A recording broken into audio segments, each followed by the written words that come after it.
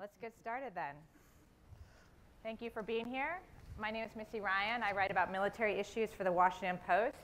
And it's my privilege to be here with this distinguished panel, starting at the end with Mr. Bill Brown, Chairman and President and CEO of Harris Corporation, the Honorable Ellen Lord, Undersecretary of Defense for Acquisition and Sustainment, and Representative Mike Gallagher from the U.S. House of Representatives from Wisconsin. So we're going to open it up with an initial question for all of the panelists. But first, I'd like to see if we could get one of the slides from the survey up. Great. So we're actually looking for the China slide, if that's possible. If not, I will just describe what the conclusion is. We'd like to reference, there was the Reagan Foundation recent National Defense Survey showed that those surveyed listed China's holding of US debt and fears about Beijing becoming a major superpower as among their top concerns related to China. And so because this panel is about the threat posed from China's military rise, I'd like to open it up with the following question for the panelists. Do you agree with the assessment that some experts have put forward that China is on track to reach technological parity in 2020 and technological superiority in 2030? And what are the 2 or 3 things that the United States needs to be doing in the near term to ensure that doesn't occur? So we can start with you, Representative. Sure. Well, thank you for having me on the panel. And it's my second time at the Reagan National Defense Forum. I thought I wouldn't be invited back after last year, so this is a real honor. Yes, certainly on the current trajectory, because if you look at what China's trying to do with modernizing its defense industrial base, at the core of it is what the Chinese Communist Party calls civil-military fusion. And the basic idea is to expand collaboration between civilian and military R&D in order to develop China's indigenous capability, wean it off foreign dependency, and over time still gain access to foreign innovation through things like forced technology transfer.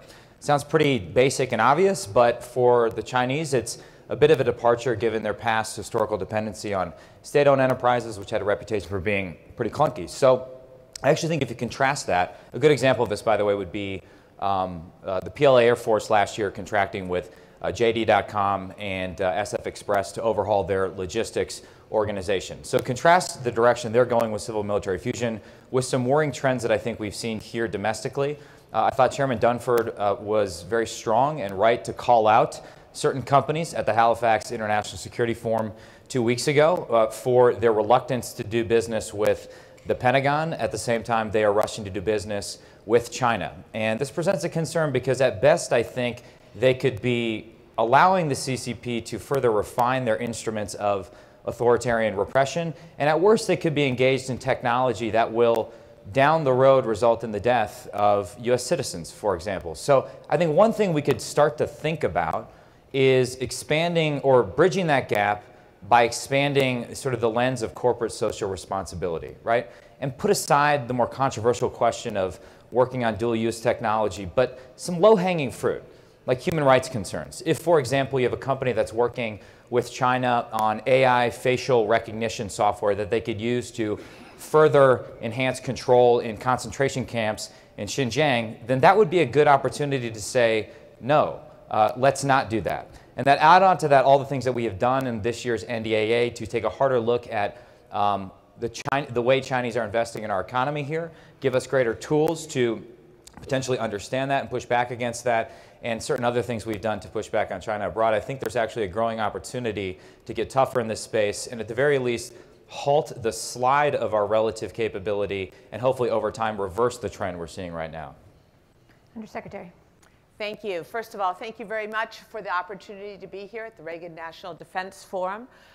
This is a subject that is incredibly important to me. Building on everything Congressman Gallagher said, I believe we need industrial policy that really gives us acquisition priorities and choices. We know that China is quickly becoming dominant in a few areas and may in other technical areas moving forward. So what can we do about that? I believe we need to be incredibly vigilant about cybersecurity. It's a responsibility that we in the government as well as industry has, but how can we begin to measure where we are against the threat? I would hypothesize that it would be a good idea to have cybersecurity standards, just like we have ISO standards for quality. What does good cyber hygiene mean? We need to set up standards and then measure ourselves against them. Secondly, I believe that we need to take responsibility for the provenance of our hardware and software. We need to make sure we understand 2, 3, 4, 5, 6 levels down in the integrated supply chain where that software and hardware came from. We're beginning to use some of the authorities Congress has given us to have lists that allow us to avoid bad actors and understand who they are. Finally, I think we need to be extremely vigilant about new emerging technologies that will dominate both the commercial side of industry as well as our defense capability. 5G is a very, very good example of it. We need to really go back to our national defense strategy and not only think about line of effort number 1, lethality, but line of effort number 2, strengthening our partnerships and alliances and reach out and work with our partners and allies to make sure that we are sharing best practices, that we're working together to really counter this threat we have from China stealing our intellectual property and really invading our networks. So I would just close this answer in saying that Australia, New Zealand have partnered with us to ban companies like Huawei and ZTE to really protect what we have moving forward in terms of 5G capability. We now see our European partners beginning to open up the dialogue with us, and we have some short-term opportunities to make sure we really preserve our future, not only for economic security, but for national security by making sure that we really support U.S. companies who are putting the R&D dollars into the technological capability to develop the new 5G protocols. So I think we need to focus on our future and make sure we are working very, very closely with allies and partners on critical technology such as 5G. Great, thank you. And Bill? So thank you, and good morning, everybody. It's a pleasure to be up here on stage with the Congressman and Undersecretary Lord. I'm going to build off of, I'm representing the industrial base. I'm going to build off of the comment that Ellen started off with, and that is around cyber.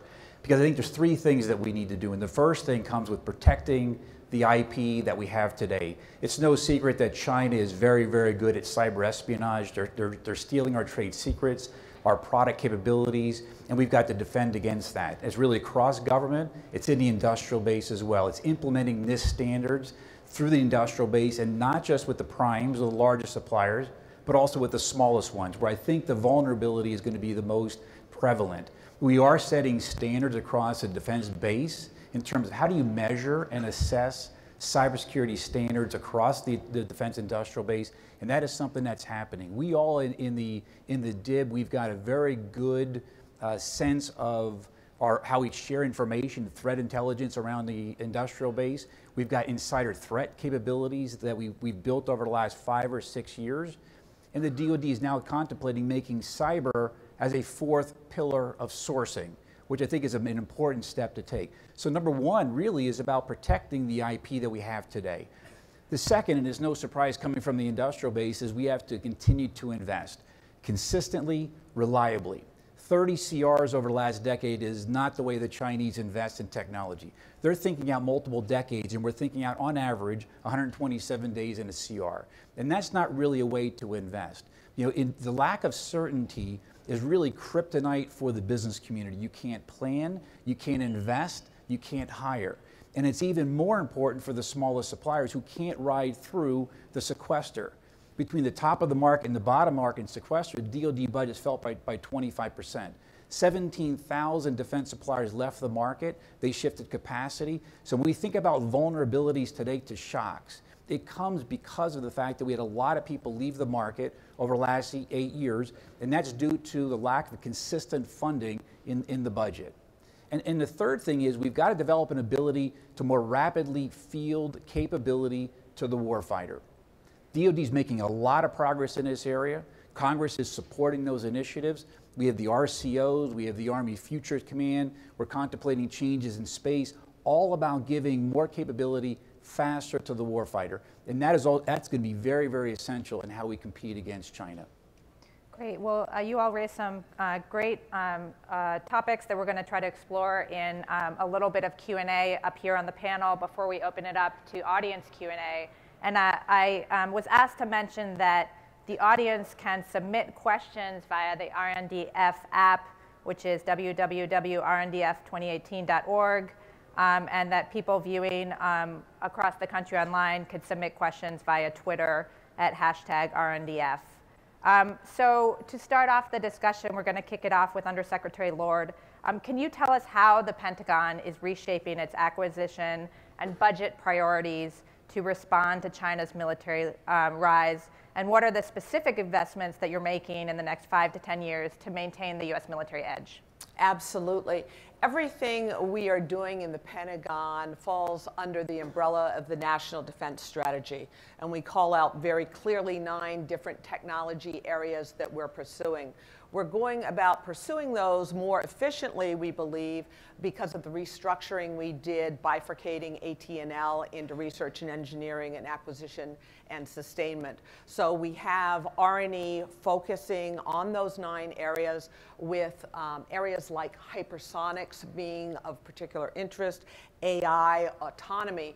What we're doing on the acquisition and sustainment side is making sure that we tailor our acquisition practices to allow us to move forward, as Secretary Mattis would say, at the speed of relevance. So when you think about something like hypersonics, we need to fund that within DoD from a development, manufacturing, a policy point of view, because industry is not going to do that.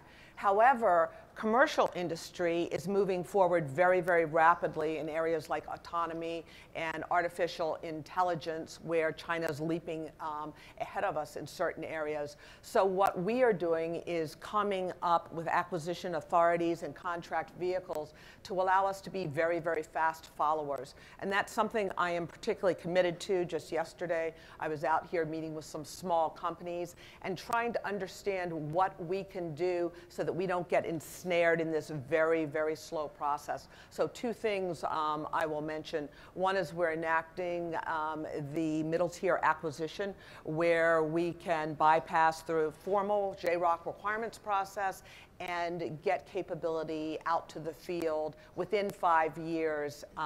It allows us to take commercial technology or existing defense technology, make a small tweak. So for an incremental investment, we can really get a step function change in capability that addresses warfighting gaps.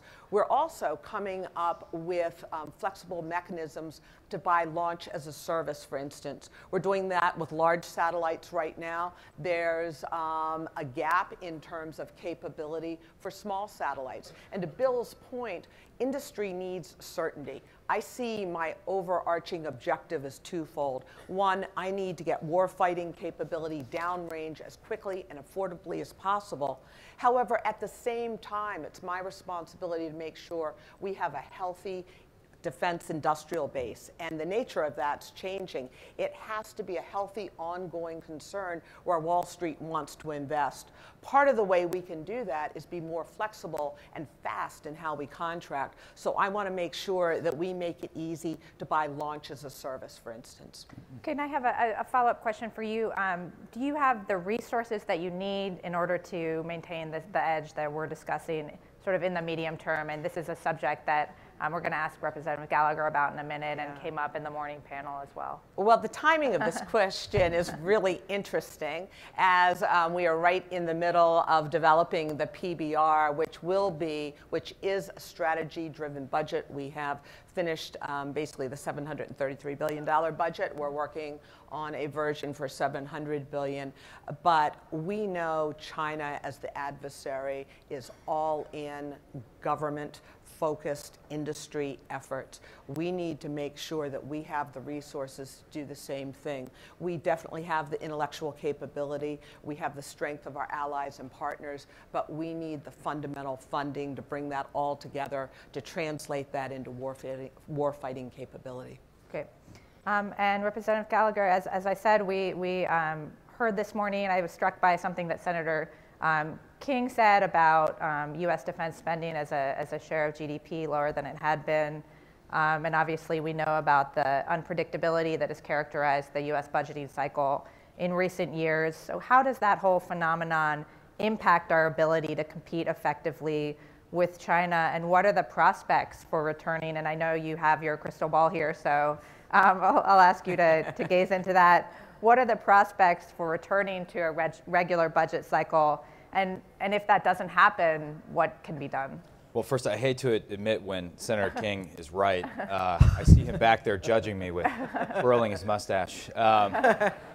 But listen, I haven't met anybody. I have a lot of my colleagues on the Armed Services Committee and in Congress in the audience who thinks that 3 of the last 9 years operating under a CR, 11th hour deals, massive omnibus bills that no one reads at the last second is a good way to run a railroad, as the old saying goes. And so I do think as we continue to fight each year for adequate funding, we do need to simultaneously look at deep structural reform in terms of how we do budgeting in Congress. And maybe I'll come back to that. But I found myself reading the National Defense Strategy Commission report, and I think they do a great job, as was alluded to in the first panel, of laying out the devastating consequences of the Budget Control Act and corresponding defense sequestration. But there's fundamentally no new information contained in that. I found myself nodding and cheering as I read in the same way I did when I read the 2014 Defense Panel Report and the 2010 QDR Independent Panel Report. It's like we're stuck in increasingly depressing Defense Commission Groundhog Day.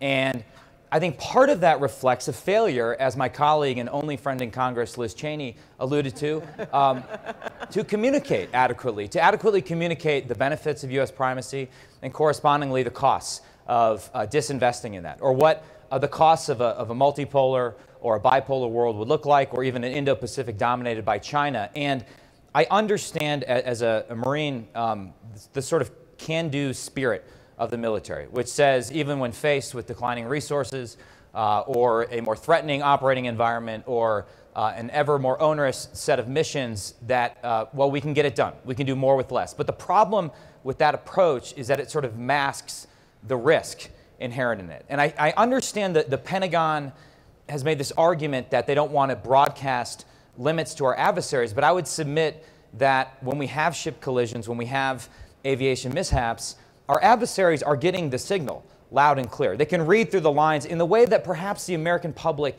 can't. And so it's one, I just bring that up to say it's one thing for me as a lawmaker, a very junior lawmaker, to stand up there and say we need a higher top line. And the fact that we're even contemplating a $33 billion cut from an already inadequate top line shows you how far we failed to make the case to the American public. But we're going to need in almost any scenario to build a political coalition to continue the rebuild and modernization. We're going to need that signal being sent from the very top of the Pentagon. And I don't like begging, but I'm not above it. So I just would say, help me help you. And I actually think this is the final thing I'd say. We can discuss my heretical views on congressional process reform that my colleagues in the front row will surely make fun of me for. Things like biannual budgeting, and the Defense Strategy Commission recommended trying to get a 5-year budget, which is unrealistic, but I would support it. I actually think, in addition to the polling you did for this, there was a really interesting survey released by the Chicago Council last year, which examined American attitudes towards America first. And if you actually dig into the data, they paint an interesting picture, which is to say, even among core Trump supporters, you find support for what we in this room would call extended deterrence, using the military to respond to humanitarian crises, WMD threats, and defense of our allies, our NATO allies, notwithstanding controversies we've had in the last 2 years. So I actually think there's an opportunity with the American people. We just need to find a way to make that argument better. Otherwise, we're going to be back in Groundhog Day over and over again. And I'm getting old. I don't want to be. Well, let's hope not. I'm going to try to get another survey slide up on, if I could get number 2, which shows us about American views rating the United States on space technology, AI, and cybersecurity. And that sort of tees up the follow-up question I had for you, Representative, Congressman. How should the U.S., and I know this is a topic that you've spoken about a lot before, how should the United States address industrial espionage and other actions that China has embraced in an attempt to leapfrog the United States in terms of military technology? And this is some of what both of you alluded to in your earlier comments. Sure. So I guess I would salute the leadership of Chairman Thornberry and all of my colleagues on the Armed Services Committee and the Senate Armed Services Committee in the audience for what we've done in this year's NDA. I actually think there were some very positive steps forward. Perhaps the biggest example of that was building on a lot of the work that Mike Brown did. I saw him in the audience, we're exceptionally lucky to be heading up DIU. It's not DIUX, right? It's DIU, everybody. Get on board. We completely revamped the Committee on Foreign Investment in the United States to expand authorities for reviewing investment in the United States and taking a look at things like real estate transactions next to military facilities. And I think that was a contentious process. It was a hard process, but we got to a good outcome. And I hope that that will prove positive over the long term. We've prohibited DoD from contracting services from ZTE and Huawei. That was a very interesting discussion at the White House. We did things like creating a mechanism for the Pentagon to communicate with federally funded research facilities to ensure that there aren't concerns presented by the PRC's 1,000 Talents program, for example, or any university that houses the Confucius Institute now has more restrictive conditions for receiving DoD funding. So we've actually been pretty active in this space, and we're interested over the course of the next year as we go through NDAA in having a collaborative discussion and dialogue with the Pentagon about, what did we get right? What did we get wrong? Do we need to continue looking into this? And I think we're just sort of beginning to wake up into this space. And then combined with what we're doing on the international scene, simple things like requiring the White House to make a determination as to whether Russia has been in material breach of the INF and whether we need to comply with it, which it looks like they're going to formalize at some point soon. That will expand the sort of weapons we have in our toolkit to confront China in the Indo-Pacific. So I think it's actually a success story in this. But are we responding fast enough? I mean, has the horse left the barn? No, right? I mean, I think we sort of are where we were in the late 40s vis-a-vis the Soviet Union, where we're starting to wake up to this being the next generational challenge, but it's going to require us to modernize all of the instruments of U.S. national power, get people to talk to each other. And so I think in large part because of the work of this gentleman in the front row, we've gotten the conceptual piece right. I mean, it's a big shift to say that China and Russia are the pacing threats, but it's going to require a couple decades to make sure that we're actually we're executing that strategy and resourcing it appropriately.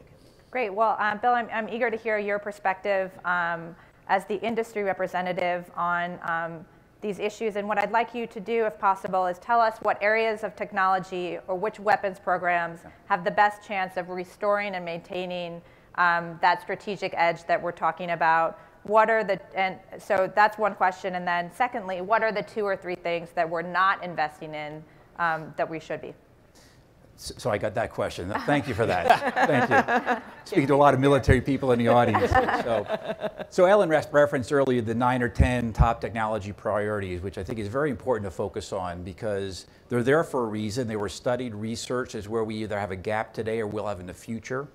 And it's important that we resource and staff against those priorities. I think a different way to frame the problem is we need to have the technologies that make sure we can get to the fight, like stealth, like electronic warfare, like satellite overhead architecture, like PNT, resilient communications. Look, in the future, every airplane, every soldier will be a sensor that will be connected. That has to be a resilient network, not jammable. All of that is critical for delivering capability to the fight. And the second is bringing divisive capabilities once we're actually in the fight itself. And those are some of the things that Ellen is talking about in terms of hypersonics and AI, and quantum is going to be an important part of it. So really all of these different dimensions, all these technologies are going to be critically important. The key issue is making sure we have the proper resourcing and funding against them. It's one thing to put a list of priorities out in 1 year and then the subsequent year change them. We need to stick with the 10 that we've got as they're going to evolve a little bit as the threat environment changes, but making sure that we invest, we resource them, we solve this particular problem. In terms of what we're missing, it's hard to say that we're really missing anything. That's a very long and exhaustive list, and we're going to struggle with just making sure we properly resource them. The key thing is really about resourcing against those long-term technology priorities. Okay, and just going back to the question of speed, how is the defense industry seeking to be as agile and nimble as it needs to be in order to deliver these improvements and these ways of protecting against espionage and infiltration that needs to occur? You know, look, we're all trying to be more agile and nimble, and I think there's 3 things that we, at least at Harris, are doing, and I think most of the players in industry are working on as well. You know, number 1 is adopting more commercial processes, commercial development, technology development, business processes, like agile software development. Agile's been around forever in the commercial space, called DevOps within the defense space. We're adopting it. It allows you to code, test, deploy on a very frequent basis, not once a year or every couple of years in the waterfall method, but you can almost do it daily or hourly, delivering new software capability out to the warfighter. And it's things like that. Number 1, adopting some of the commercial processes that allow people to go very, very quickly. The second is adopting commercial technology, components themselves. We see it pretty prevalent in what's happening in our space business, but more importantly, we see it as over the last decade in our radio business. We're one of the top providers of tactical radios to the US DoD. 90% of what goes into our radio comes off of commercial technologies, so 90%. So it allows you to stay up with a capability in what's in that communications device based on what's happening in the commercial sector. And because what we do is we invest our own IRAD dollars to develop that technology, we naturally build some headroom into its development so that as the need of the warfighter changes over time and it's software driven, it's a software defined radio, you can onboard new capabilities much like your iPhone. And that's helping us to be very nimble and resilient and move very, very quickly. You know, those are 2 of the key things that we're doing from the commercial perspective. So, you know, that's my view. Right. And let's talk about space. And this is a question for any of the panelists or all of you. Tell us what the United States is doing to dominate space and make sure that China's attempts to advance quickly in that area don't create problems for us. Well, we've had an interesting debate on the Armed Services Committee about Space Force and how we might fund that effort. I think there is a consensus recognition on both sides of the aisle. You guys can shake your head if I'm wrong.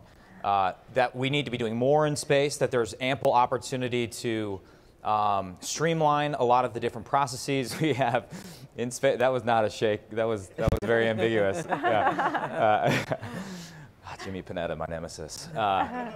But we're trying to figure out what the best approach forward. When it comes to cyberspace, I think there's more of an urgency on the commission. I was actually confused by the polling that you put up there. I don't think it's not intuitive to me that the Democrats would be less concerned about cyberspace than Republicans, because I see a shared recognition that this is the sort of next domain of geopolitical competition. That's why I was glad that we commissioned what's called a cyber solarium review in last year's NDAA. I was honored to be appointed to it with my colleague Jim Langevin, who's here somewhere, and we have about a year to conduct a review of our cyber policy, develop different strategies going forward, deterrent strategies, sort of explore how escalation works in cyberspace. And so I'm confident that a year from now, I will come back here having solved this entire problem, and that's where we are. So from a department point of view, we've stood up Cybercom, and we're very excited about both the offensive and defensive authorities that we have. We are learning from standing up Cybercom in that it probably took too long to get organized, and we're working very, very closely with the administration and Congress to stand up the Space Force. One of the things we're doing is looking at the complexity of space, which is so commingled with all of the other dimensions of land or sea or air. And we're going through and we've done a pretty careful inventory of what all the different services are doing, because it has been rather distributed. And we're trying to make sure that we are being efficient and effective sharing all of that, but an enormous amount of energy and talent going into it. So it's a domain that we are focused on. And just to help the audience understand, how would a standalone Space Force help achieve that goal of competing with China in that area? Our idea is really all about focus. So that we space, obviously everything up there interacts with ground control stations, and it's all a bit commingled right now. But we want to make sure we assess the threat and that we come up with a strategy to dominate in space and make sure we have both the offensive and defensive capabilities. So instead of having such a federated series of efforts going on, a Space Force would allow us the focus and I think the clarity. Okay. And from my perspective, from the industry side on space, you know, I think we have a leadership position today in our space architecture. I think it's pretty far ahead of where peers happen to be. We know we've got a resiliency issue with a large, sophisticated, multi-billion-dollar architecture that's there. There's a drive towards disaggregation into hosted payloads or small sats. And small sats are going to be less expensive. That's very true. It's going to have some interesting capabilities, faster to launch. And the design life cycle for small sats will be such that you might have them last 4 or 5 or 6 years, not the expectation of 15 or 20. So you can launch 5 with the expectation of 4 actually working. So you can move very quickly. That allows you to bring commercial technology to bear into a small sat. So you can respond very quickly as the need changes. You can continue to launch these small satellites. It's very difficult to do that with these large, exquisite systems. And also and Ellen mentioned earlier about the disaggregation of space in terms of the launch as well and bringing down launch costs. A lot more accessibility to space with commercial entities. You know, that brings down overall cost for components. You can now bring hosted payloads and ride share. So all of that is a dimension that's happening in the space business that allows us to move faster and compete against people like the Chinese and the Russians in this particular area. So an enabler to all of this is coming up with an architecture and interface control documents and so forth that would give industry the framework to focus their efforts. Great. Well, moving on, I'd like to ask a little bit about potential cooperation with China in this context of competition. And I took part in, I traveled along with Secretary Mattis last June when he visited China. And one of his central messages that he had during that trip was cooperate where we can and compete where we must. And I think it's a really interesting question given the overall sort of geopolitical tensions that characterize the relationship at this point in time. So from the perspective of you all as panelists, how does the United States do that? How do you cooperate with China in areas that are vital, in areas that serve American interest, while at the same time continue to identify them explicitly, as the National Defense Strategy does, as the primary competitor, at least in terms of technology? So I'll confess that on this I've been influenced by a different Mattis, which is, say, Peter Mattis, I think actually had a great argument about this. And he says that when people advocate for engagement, they traditionally identify 4 areas where it makes sense to cooperate. I'm going to forget that. WMD proliferation, economic interdependence, stability on the Korean Peninsula, and the environment, or global warming. And if you go down the line, let's examine the record. WMD proliferation, China's promises to enhance export controls to get at dual-use technologies that never really materialized. Economic interdependence, we have that, but at the cost of coercive trade practices, IP theft, forced technology transfer. China continues to undermine sanctions against North Korea, contributing to instability on the Korean Peninsula, and their climate record and environmental record stinks. So I think the wisdom in the current moment lies in recognizing that this is not a country we share many long-term interests with, And then in the short term, we need to focus on strengthening our own society and our own instruments of national power to gear up for sustained strategic competition with China. And foremost among the weapons we have in our arsenal, beyond our free and open society relative to China, is our network of allies in the Indo-Pacific. We had a lot of smart people that made a lot of far-reaching and seeing decisions at the end of World War II, and as a result, we have a team that China can't match. And I sort of naively believe we should be looking for every single opportunity to expand cooperation with India, with Australia, with South Korea, to look for new and emerging allies, and not to give them a choice between us or China, but really it is a choice between sovereignty or servitude, right? If these countries care about their own independence, regional stability, and economic prosperity, China represents a threat to all of them in the immediate and certainly over the long term. And so they don't have to agree with us on everything, but we do need to give them the ability to assert their own interests and independence when it will be, as it often will be, threatened by Beijing. Just to follow up on that really quickly, Yeah. Can you play that out a little bit? What did the deepened alliances do? How does that actually prevent China from? Well, one thing I would say is it works both ways. I am proud to chair the Friends of Australia caucus. If we have any Aussies, 100 years of mateship since we fought with you, General Monash, awesome. Nobody? Okay.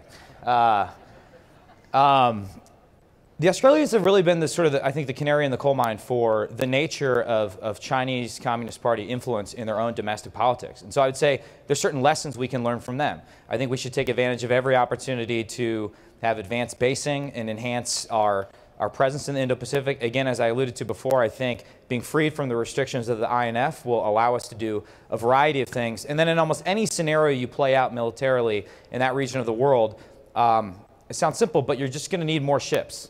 You're going to need more ships. You're going to need a variety of different sizes sailing around, enforcing freedom of navigation. And right now, we don't have that. We don't have a path to 355 ships. If we cut $33 billion from the top line, we certainly won't have a path to even get above where Obama wanted to go with the Navy. So those are a few things that come to mind immediately.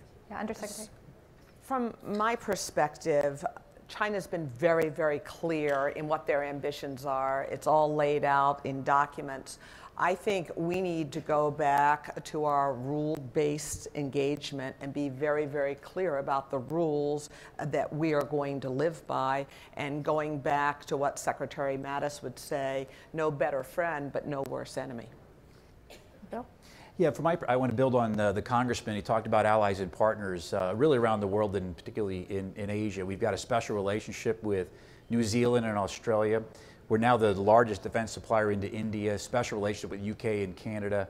You know, for us to really fully leverage the power of that alliance, when you think about the Five Eyes, you know, we got to be thinking about and articulating our strategy over more than the next 1 or 2 years. We need to have a vision that goes out 5, 10, 15 years, because that's what they'll look for us to us for, which is making sure that if they're going to partner with us on certain things, big technology initiatives, we've got a clear view of where we want to go, and we have the fortitude to fund our way to get there. And I think we need to make sure that we have the mechanisms to sell U.S. systems so that we're interoperable, so that when that call comes, we've trained together, we've exercised together, and we can go and fight a war together. Okay. Maybe just one more question before we open it up to the audience.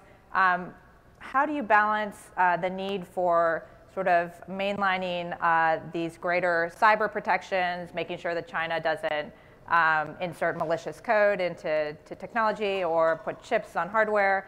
How do you balance the need to build that into the weapons development process with the desire to avoid greater cost and slowing things down? The same way the banking industry does. You know, other industries have dealt with this and dealt with it pretty successfully. We just have never been clear in our requirements. We say cybersecurity, we have some high-level standards, but I don't think we have disaggregated them in a way that we measure against them clearly, and we're going to have to. It's just part of the cost of being a defense supplier. Does that imply a more intrusive U.S. government involvement in the? No. It comes down to design requirements, performance requirements, and being very clear from the outset what the requirements are. Okay, and Bill, is there anything you want to add? No, I would just say that, you know, in terms of all the PCBs, microelectronics that we get out of Asia, a lot does come through the supply chain. It's hard to pinpoint exactly where it happens to be because it's several tiers down. We're all concerned with that. You know, part of this is making sure we've got capacity in our trusted foundries. I know this is top of mind to the Undersecretary as well, making sure that we have trusted sources of components, mostly on the electronic side. And again, it comes back to making sure that we continue to fund on a regular basis. It's very hard to build facilities that are really geared towards our U.S. military and then have the military spend move up and down. So there's got to be consistency in funding. So I don't think we can just, No, continue to be defensive about all of this. We have to go on the offense and have those trusted supplies. Yeah, I agree. And I think we see commercial industry leaning forward and being very, very interested in working with us because it's a shared destiny Right. here. Yep. I guess my simple view of cyber is that as much as we talk about code and machines, at the end of the day, it's still all about people, right? It's whether we can get the best and the brightest to work on these issues and certainly counteract the way China's operating, which is to say last year they announced that they're going to nest about 4 to 6 cybersecurity schools within elite universities that are solely focused on training the next generation of elite cyber warriors. And then contrast that with what we're trying to do. I think the various military services are admirably thinking creatively about, you know, the Marine Corps, for example. Do we create a separate career path for cyber warriors in the same way that MARSOC sort of exists further away from the flagpole? That may help on the margins.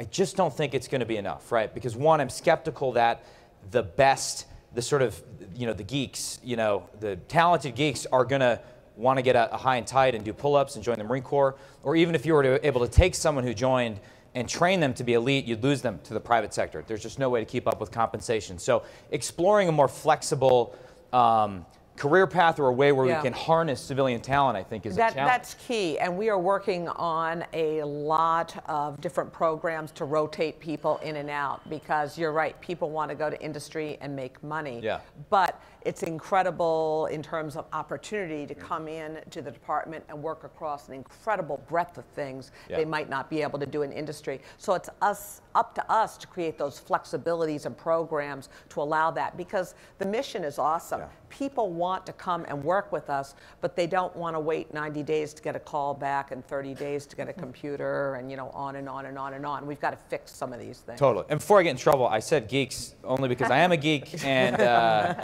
that was actually when Asia Times described the Chinese program. They said they're deliberately going after geeks and unconventional people, right? And so they sort of get it, and we need to think creatively as well. Okay, and let's see, we have 3 minutes, so let's see if we'll get at least one, maybe 2 questions from the audience in. And one questioner asks, does the recent U.S. withdrawal from the INF Treaty represent the removal of a real technological barrier? Will non-nuclear ballistic missiles become a key U.S. asset in the future? Okay, Congressman. Yeah, well, since I was so laudatory of it, I guess.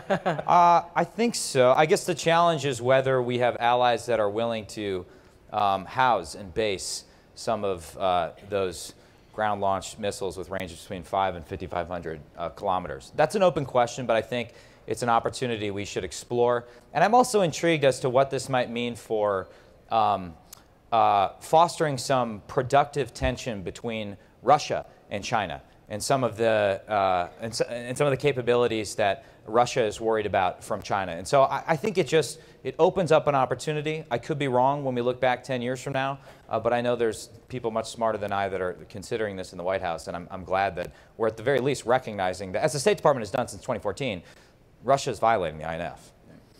All right, and we'll get one more, building on something that we were just talking about getting the right talent. What is the role that public education plays in our national defense needs? Any thoughts on that? I think it's a focus on STEM. We obviously have to make sure we have the right curriculum and the right standards. So it's hugely important to make sure that we have a trained workforce once kids graduate from high school and college. And I think it goes deeper in terms of, you know, there was a survey that was done that said something like 70 or 72% of young children that go into a STEM program know they want to be in STEM when they're very early in age, actually in elementary school. And I think the challenge I think we all have is that I think it's less than 20% of the engineers in our colleges today are women. You know, and we've got to change that mix. And we've got to bring more women, more young ladies into high school, into colleges, focusing on STEM engineering type careers. And I think that's going to be really essential, is diversifying that base. I would completely agree. At a broader level, when you consider the question of just health, there was a survey that's, I think, 1 in 4 young men between the ages 17 and 34 are qualified to enlist in the military due to a combination of things, but it's primarily obesity, mental health, or they've just not finished basic education necessary. That's a crisis, I think, that may manifest itself in a few years for the military, and so it's absolutely critical that we get upstream from a lot of this stuff and invest early on. Anything else you want to I was just going to say one thing we don't often think about when we think about the next generation, always focused on engineers and scientists, but we've forgotten about the trades and how important they are, and to make sure that we have a public education system that brings along the next generation of welders and different skilled labor. Now, in this day and age, somehow trade schools don't seem to be quite as highly thought of. We need to rethink that, because we are missing a lot of skilled labor. Great. Well, I want to thank our panelists for a really interesting discussion today. I think you've brought a lot of food for thought in the audience, and thank you. Thank you. Great. Thank you.